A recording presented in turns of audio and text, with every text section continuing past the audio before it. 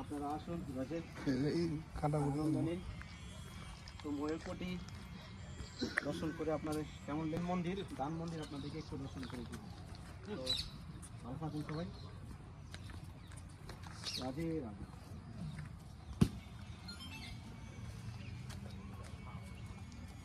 ও একটা ময়ূর যদি দেখতে পারতাম। আরে এটা নি ময়ূরটা,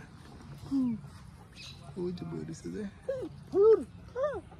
না না না কি জানি ফুয়ার এসে একটা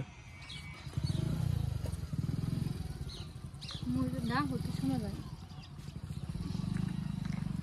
এরা গুহার ভিতরে গিয়ে ঘুমাই দিছে মনে হয়। যাই হোক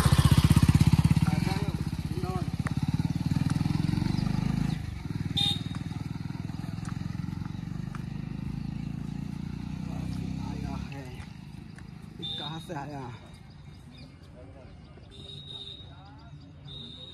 রাত রানী শ্বশুর বাড়ি থেকে নাকি রাবেলে না রাধারানীর শ্বশুর বাড়ি শিশুপালের বাড়ি, শিশুপালের বাড়ি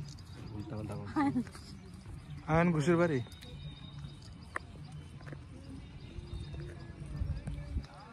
একটু